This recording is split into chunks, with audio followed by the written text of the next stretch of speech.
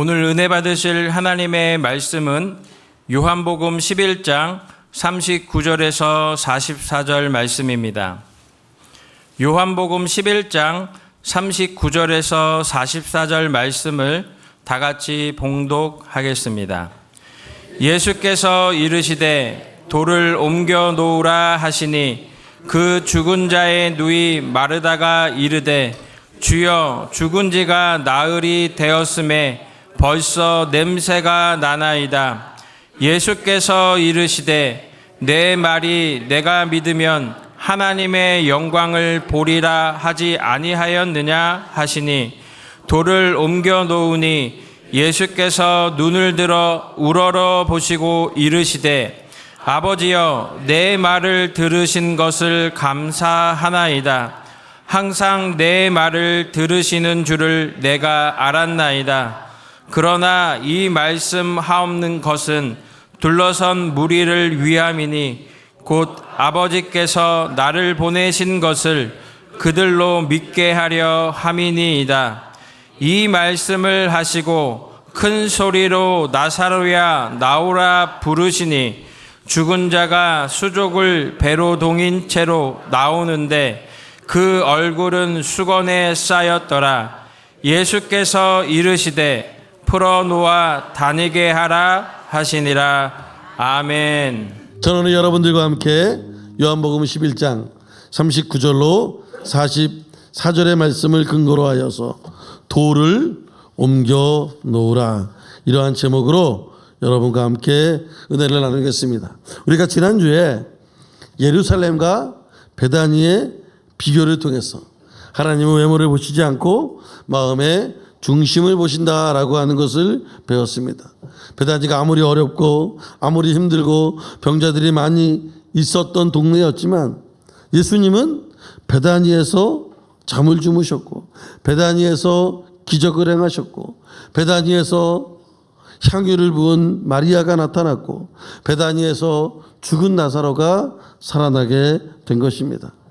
우리들은 예루살렘과 같이 휘황찬란한 그러한 삶을 갈망하고 있지만 하나님의 역사는 베다니에서 일어난 것, 그것을 깨달아야 하는 것입니다. 외모와 규모의 잘남이 아니라 그 마음의 중심이 중요한 것입니다.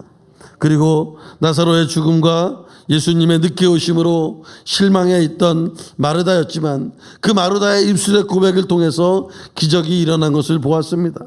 요한복음 11장 27절 하반절에 이렇게 말합니다. 읽어볼까요? 주는 그리스도시요 세상에 오시는 하나님의 아들이심을 내가 믿나이다. 아멘. 마르다가 고백한 믿음의 고백을 통해서 하나님은 기적의 역사를 일으키셨습니다. 그 기적은 바로 나사로가 살아나는 것입니다. 예수님의 기적은 항상 우리에게 믿음을 요구하고 있습니다. 믿음을 통해서 기적이 일어나는 것입니다. 기적의 능력이요 기적의 모든 주체는 예수님이시지만 그것을 시작하는 시발점, 출발점은 무엇이냐? 바로 우리들의 믿음의 고백이라는 것입니다. 지금은 많이 없어졌는데요. 예전에는 성냥이 있었어요. 성냥. 요새는 성냥을 보기가 힘들어요. 근데 성냥이 뭐가 있냐면 이제 성냥을 키잖아요. 그때 이렇게 그 유황 같은 거에 탁 치면 거기서 핏 하고 그게 딱 돼야지 뭐가 나는 거예요? 이 성냥 불이 붙는 거예요. 우리가 믿음의 고백, 마르다의 믿음의 고백이 무엇이냐요? 톡 하는 거예요. 아무것도 아닌 것 같지만 그것이 큰 불을 일으켜서 나사로가 살아나는 기적이 일어나게 되는 것입니다. 우리들의 믿음의 고백이 바로 그러한 출발점이 되는 것입니다. 왜냐하면 주님은 항상 기적을 일으키실 때, 능력을 일으키실 때 뭐라고 말씀하십니까? 내 믿음대로 될지어다. 그 믿음을 통해서 기적이 일어난다라고 말씀하고 있는 것입니다.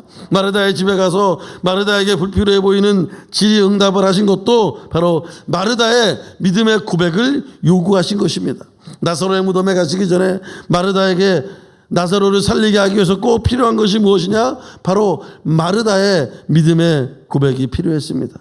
다시 말하면 마르다의 믿음의 고백을 통해서 하나님의 기적이 발동이 걸린 것입니다. 몇 가지가 지난주 예, 한대요. 그렇게 말하다가 믿음의 고백을 한 이후에 예수님이 이제 나사로가 진짜 묻혀있는 장사된 무덤으로 가셨습니다. 그리고 나서 거기에서 또 한 번 마르다에게 이렇게 말씀을 하십니다. 오늘 본문 말씀이거든요. 요한복음 11장 39절입니다. 우리 한번 읽어볼까요? 예수께서 이르시되 돌을 옮겨 놓으라 하시니 그 죽은 자의 누이 마르다가 이르되 주여 죽은 지가 나흘이 되었음에 벌써 냄새가 나나이다. 믿음의 고백을 한 마르다를 데리고 이제 나사로의 무덤에 가셨습니다. 거기서 예수님이 한 가지 더 요구를 하십니다. 그게 뭐냐면 돌을 옮겨 놓으라는 것입니다. 막혀 있었던 무덤, 마르다와 예수님 사이를 막고 있는 그 돌을 옮겨 놓으라는 것이죠. 여러분, 입술의 고백이 있었으면 그 다음에는 행동의 고백이 따라야 되는 줄 믿으시기 바랍니다. 예수님은 우리에게 이것을 가르쳐주고 있는 것입니다. 근데 마르다가 생각하기에 왜 돌을 옮겨 놓으라고 하는지 이해할 수가 없습니다. 아니, 마르다가 엉겹결에 예수님 앞에서 그리스도시요 살아계신 하나님의 아들입니다 고백은 했지만 마르다는 아직 믿지 않고 있습니다. 무엇을 믿지 않아요? 오빠가 살아난다는 것, 오라버니가 살아난다라고 하는 것 아직 믿지 않고 있습니다. 그래서 왜 무덤에 오셔서 돌을 옮기라고 하시는지 이해하기가 어려웠습니다.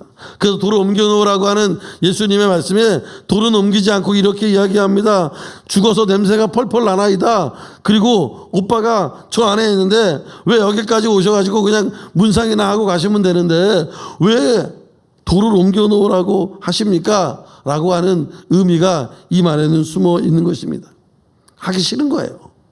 옮기기도 싫고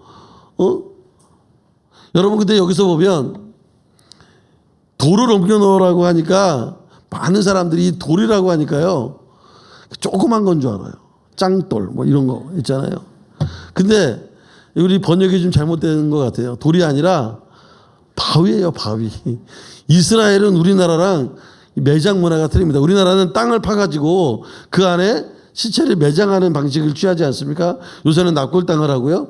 근데 이 이스라엘은 땅을 파서 매장하는 게 아니라 돌무덤을 쌓는 거예요. 돌무덤. 그래서 저 무덤에 돌이 앞으로 딱 가로막혀 있으면 이제 무덤에 장사되어 있는 거고 그 여는 거 저게 되게 어렵습니다. 저 무덤 보세요. 저거를 굴릴 수가 있겠어요? 얼마나 힘든데. 그런데 저렇게 되어 있는 것을 옮겨 놓으라고 하니까 옮겨 놓을 수도 없고 예수님 말에 대꾸하기도 싫어가지고 죽은 지 나흘이 되어서 냄새가 나니까 돌을 치우면 안 됩니다 라고 이야기합니다. 이때 주님이 또 뭐라 그러냐면 그 믿음의 고백을 엉결결에하게 만들었던 것처럼 또 한 번 다그치십니다. 요한복음 11장 40절에 이렇게 말합니다. 읽어볼까요? 예수께서 이르시되 내 말이 네가 믿으면 하나님의 영광을 보리라 하지 아니하였느냐 하시니, 내 말이 네가 믿으면 하나님의 영광을 본다고 했잖아. 그러니까 믿음을 보이라는 것입니다. 마르다에게 네 믿음을 보여줘. 네가 믿으면 영광을 본다라고 얘기했으니까 네 믿음이 보여야 되지 않겠니? 그 얘기를 하고 있는 것입니다.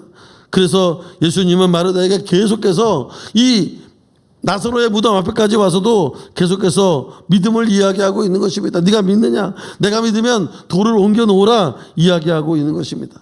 여러분, 우리가 예수님 앞에 고백을 했으면 뭐가 있어야 돼요? 그 다음에 행동이 따라야 돼요. 제가 이런 얘기하면 창피한 얘기인데 예전에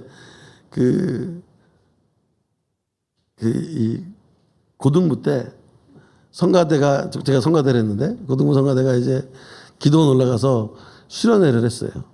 수련회에서 막 기도하고 내려오는데 이제 1, 2, 3학년이 다 있지 않습니까? 3학년 누님이었는데 그분이 좀 이렇게 살이 이렇게 좀 쪘어요. 근데 그 기도원에 와서 기도 제목이 뭐였냐면 제가 지금도 생생합니다.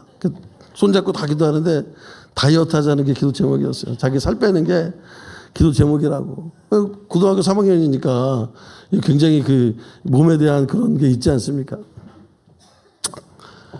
근데 이제 기도원에 불광동에서 이제 버스가 왔다 갔다 했거든요. 그 당시에는. 지금은 여의도에서 왔다 갔다 했지만 지금 불광동에서 왔다 갔다 할 때가 있었어요. 불광동 여기 이제 기도원에서 이야기하고 철회하고 다음날 기도원에서 하고 불광동역에 와서 헤어지는데 이제 아침인가 점심인가 그쯤 10시인가 뭐 그쯤 된 것 같아요. 느낌이. 근데 그 저녁에 막 기도를 뭘로 했어요? 다이어트 기도했잖아요. 내려와서 아이스크림을 와 엄청나게 먹더라고. 그래서 제가 속으로 아니 다이어트 기도해놓고 밤에 그렇게 열심히 그냥 막 목청 터져라 기도해놓고 바로 그 다음날 내려와가지고 아이스크림을 먹으니 살이 안 찌겠냐 속으로. 제가 지금 할 말은 아니지만 그 당시에 그 모습이 아직도 기억이 나요. 제가 왜 이 얘기를 드리냐. 우리가 입술로 믿음의 고백을 하잖아요. 근데 행동은 그렇게 안 하고 있는 경우가 얼마나 많은지 모릅니다. 야고보서 2장 26절에 이렇게 말합니다. 읽어볼까요? 영혼 없는 몸이 죽은 것 같이 행함이 없는 믿음은 죽은 것이니라. 우리가 믿음의 고백을 했으면 이제 행해야 하는 것입니다. 예수님께서 마르다에게 말씀하시는 것이 이거예요. 네가 고백했지 않느냐? 그러니까 이제 돌을 옮겨라. 나에게 너희의 행함을 보여주어라. 그 돌이 아무리 크고 아무리 바위와 같고 혼자서 할 수 없다고 해도 내 믿음이 있으면 그것을 옮겨야 한다는 것입니다. 아니 옮기는 신용이라도 해야 하는 것입니다.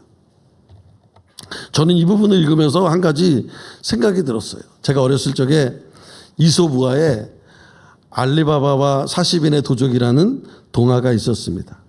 그 도적이 이제 뭐 도망 다니고 뭐 내용은 뭐 그런데 하여간 동굴이 있고 그 동굴 안에 뭐가 있어요? 보석이 아주 가득 들어 있어요. 그 동굴을 열어야 돼. 근데 아무리 해도 안 열려요. 근데 앞에서 뭐라고 하니까 그 큰 동굴의 문이 싹 열립니다. 뭐라 그랬어요? 다 하시네. 다 하시네. 열려라 참기 하니까 그냥 동굴 문이 쫙 열립니다.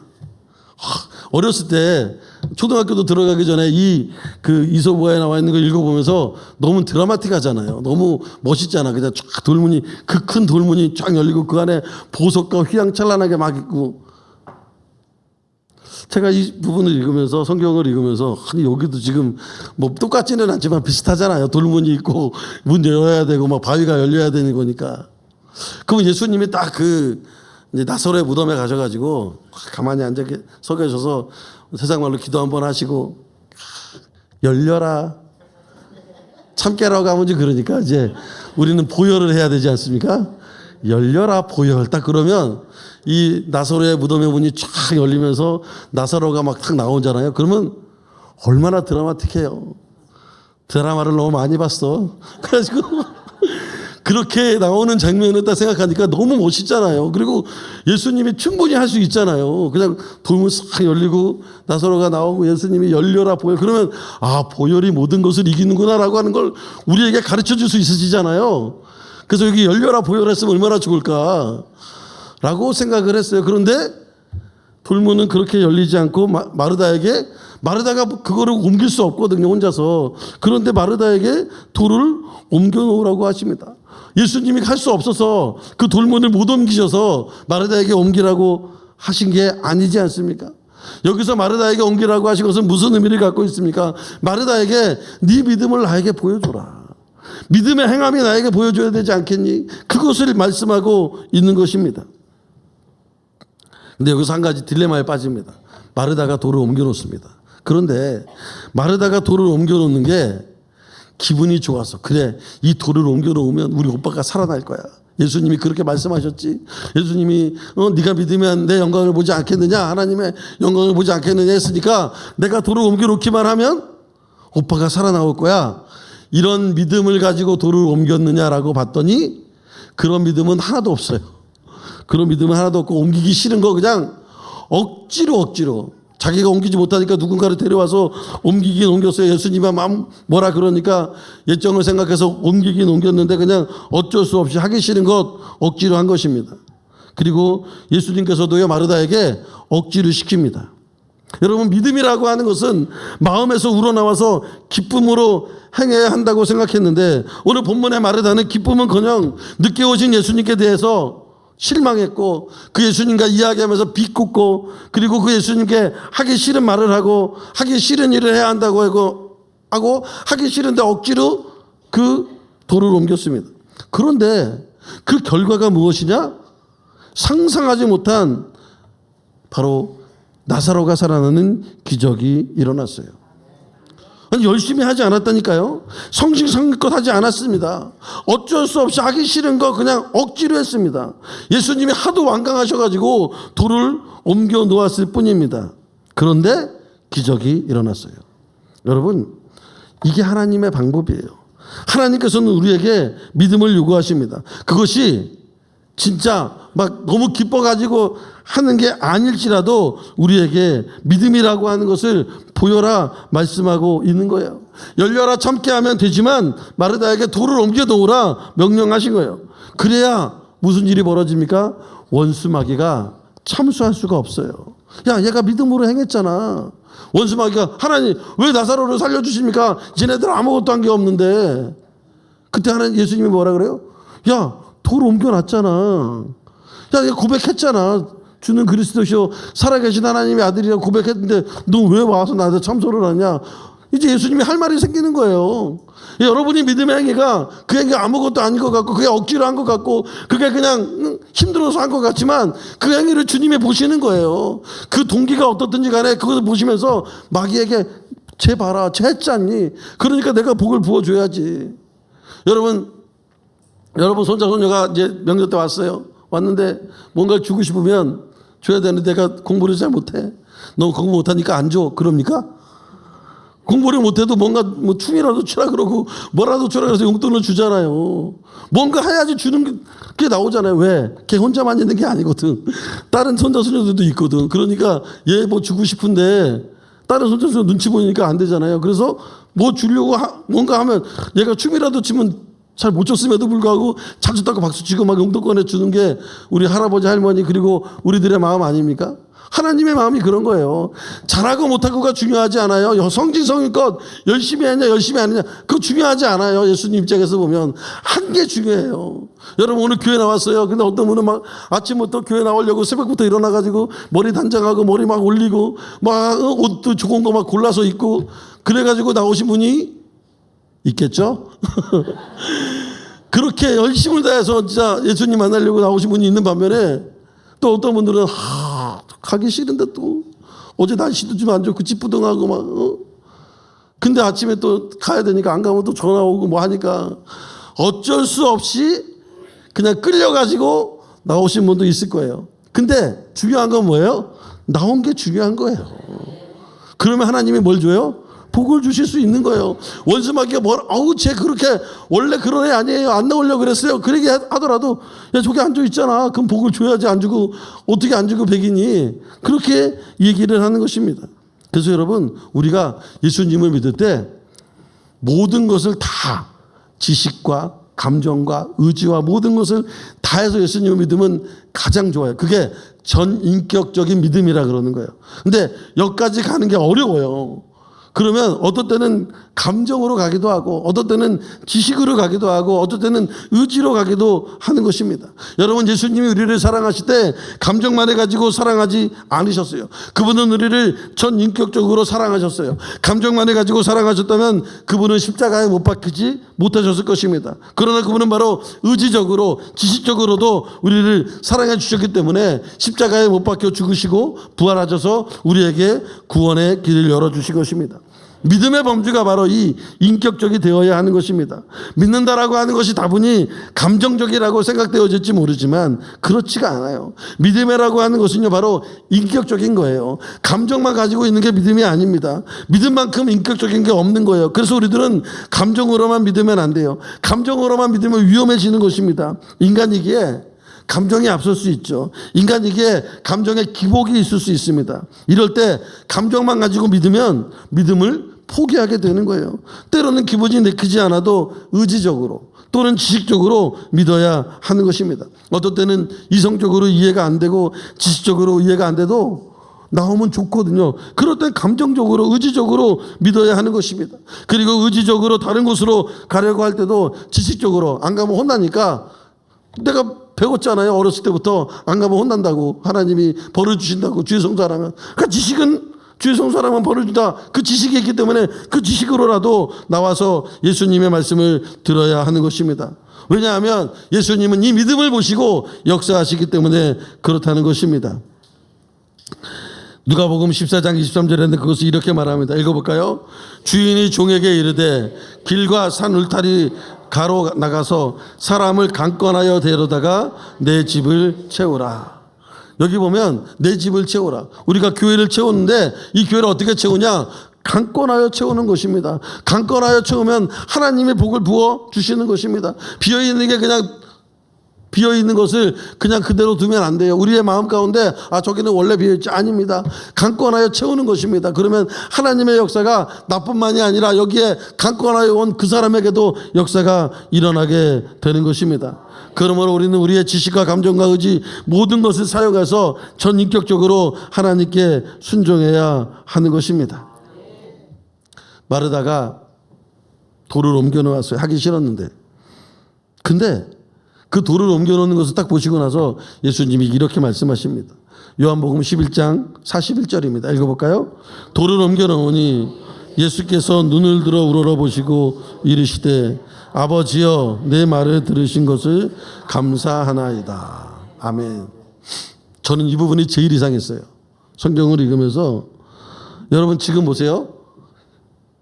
나사로가 살아났습니까? 아직 죽어 있습니까? 아직 죽어 있죠. 성경에 여기까지 나사로가 살아난 기적이 아직 안 일어났어요. 우리는 너무나 잘 알잖아. 이걸 다 봤기 때문에 너무나 잘 아는데 성경을 그 상태대로 그대로 읽으면 아직까지 아무 일도 일어나지 않았어요. 두 번째, 예수님이 하나님께 뭐 얘기한 게 나오나요? 그 전에? 하나도 안 나와요. 그런데 여기는 보면 아버지요 내 말을 들으신 것을 감사하나이다. 아니 없는데? 말을 안 했거든요. 하나님께. 예수님이 하나님께 말한 내용이 없잖아요. 그 앞에 마르다하고 얘기만 했지 하나님께 얘기한 게 없잖아요. 여러분 그리고 보통 감사는 언제 합니까? 응답이 왔으면 감사하잖아. 너무 응답이 왔으니까 얼마나 감사해요. 응답이 아직 안 왔어. 그러면 속이 타지 감사가 나지 않잖아요. 아니 이거 응답해 주셨어야 되는데 왜 응답이 안 오고 지금 이렇게. 아니 내일 모레 당장 돈을 갚아야 되는데 돈이 없어요. 근데 응답이 아직 안 온 거잖아요. 근데 감사합니까? 왜 안 해? 빨리 해 주셔야 되는데 왜 안 해주자. 속이 타는 거죠. 아직 나사로가 일어나지 않았어요. 그리고 아직 아무것도 되지 않았어. 한 거는 딱 하나 있어요. 뭐 하나 했어요?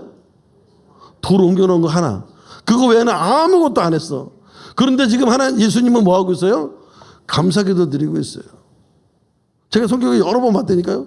혹시 제가 잘못 본 게 아닌가. 감사기도를 뒤에 했는데 앞에 한 걸로 내가 잘못 본 게 아닌가. 근데 우리는 뒤에 한 걸로 생각했는데 그게 아니라 아직 일어나지도 않고 아직 아무것도 하지 않았는데 응답도 없는데 감사하고 있어요. 그리고 하나님께 감사하는 것보다 누구에게 감사해야 돼요? 제가 보기에는 예수님께서 누구에게 감사해야 되냐면 마르다에게 감사해야 돼요. 지금 누구에게 말을 시켰어요? 마르다 보고 야 돌을 옮겨 놓아라. 그랬더니 마르다가 싫었지만 그래도 돌을 옮겨 놓았잖아요. 그러니까 그래 잘했다. 네가 돌을 옮겨 내 말 들어준 걸 참 잘했다. 내 말을 들은 거 잘했다는 걸 하나님께 하는 게 아니라 누구에게 해야 돼요? 마르다에게 해야 돼요. 마르다. 야 너 잘했다. 내가 옮겨놓으라고 했는데 좀 내키지 않았을 터인데 네가 그럼에도 불구하고 사람들 불러가지고 옮겨놓으니까 얼마나 좋으냐. 감사하다. 마르다에게 감사를 표해야죠. 근데 마르다에게 감사하지 않고 하나님께 감사하고 있습니다. 아직 기적이 없는데 그럼에도 불구하고 감사하고 있어요. 여러분 여기에 굉장히 큰 의미가 있어요. 자세히 우리가 알아야 돼요. 기적은 누가 일으키십니까? 하나님이 일으키십니다. 기적의 주체는 하나님이십니다. 그런데 그 시발점은, 그 출발점은 바로 우리들의 믿음의 고백과 믿음의 행위라고 말씀을 드렸습니다. 죽은 나사로를 살리시는 예수님께서 바람과 바다도 잔잔하게 하시는 예수님께서 그깟 무덤 앞에 놓인 돌 하나 옮기지 못하겠습니까? 이소 우하에도 열려라 참깨로 열리는 그 돌을 예수님이 못 옮기시겠습니까? 할 수 있음에도 마르다에게 돌을 옮겨 놓으라고 하신 것은 기적의 출발점을 바로 마르다의 돌을 옮겨 놓는 행위가 기적의 출발점이기 때문에 그렇습니다. 우리들은 모르지만 아직 나사로가 일어나지도 않고 아직 아무 기적도 일어나지 않는 것처럼 보이지만 벌써 기적이 일어난 거예요. 뭐해서? 돌을 옮겨 놓는 순간 기적이 일어난 것을 믿으시기 바랍니다. 마르다의 그 믿음의 순종이 기적의 출발점이에요. 그래서 기적이 일어난 거예요. 우리는 나사로가 살아나야 기적이 일어난 거라고 생각하고 있지만 벌써 기적은 시작된 거예요. 그것을 주님이 알고 계시기 때문에, 그것을 예수님이 알고 계시기 때문에 마르다가 돌을 옮겨 놓자마자 바로 하나님께 감사의 기도를 드리고 있는 것입니다. 이것이 바로 예수님의 믿음이에요. 우리의 믿음은 뭔가 되고 나서 감사하는 게 믿음이지만 예수님은 아직 눈에는 보이는 거 없고 귀에는 들리는 거 없고 손에는 잡히는 것이 없을지라도 그래도 하나님을 믿고 하나님을 의지하기에 기적의 역사가 나타난다라고 하는 것을 의심하지 않게 하나님께 지금 감사의 기도를 드리고 있어요. 우리는 눈에 보여야 되고 손에 잡혀야 되고 귀에 들려야지 감사합니다. 그런데 주님은 우리에게 말씀하십니다. 믿으라고 말씀하고 있고 믿으면 하나님의 영광이 있다고 말씀하고 있는 것입니다. 그러므로 우리는 어떠하든지 돌을 옮겨 놓아야 합니다. 우리가 돌을 옮겨 놓을 때 죽은 자가 살아나는 역사가 일어나고 시작이 되는 것입니다. 그리고 죽은 나사로가 살아 돌아오게 되는 것입니다. 나사로를 살리기 위해서 예수님께서 마르다에게 그렇게 이야기를 하셨고 마르다에게 돌을 옮겨 놓으라고 하신 것입니다. 우리들에게도 그렇게 말씀하실 때가 있어요. 여러분, 우리들에게 우리가 해결할 수 없는, 아니 그 돌을 나 혼자 어떻게 옮겨? 그런데 그것을 우리에게 요구하실 때가 있다는 것입니다. 왜냐? 기적을 주시기 위해서. 오늘 이 예배에 여러분들을 오게 하신 것이 바로 믿음을 지키게 하기 위해서임을 믿으시기 바랍니다. 오늘 우리가 주님 전에 와서 예배드리는 이 시간이 바로 기적의 출발점임을 믿으시기 바랍니다. 이 예배를 드리는 것이 바로 돌을 옮겨놓는 믿음의 행위임을 믿으시기 바랍니다. 나사로가 정확히 언제 살아났을까?